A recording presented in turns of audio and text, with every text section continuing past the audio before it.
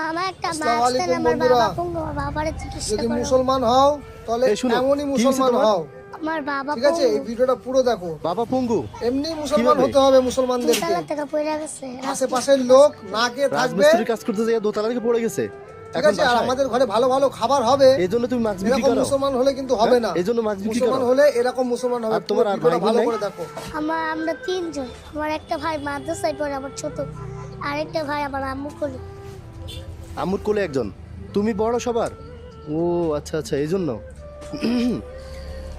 Comment করবে এগুলো ভাই, কত করে? ভিডিওটাতে কমেন্ট এগুলো করবে, 10 টাকা। ঠিক আছে? কেমন লাগলো? তোমার আম্মু কোথায় আছে এখন?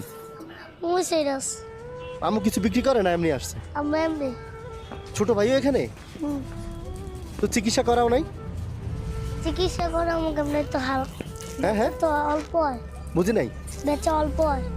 এমনি ডাক্তার দেখাইছো? হ্যাঁ দেখাইছি কিন্তু অনেক টাকা লাগবে, একটা ওষুধ 30 টাকা করে।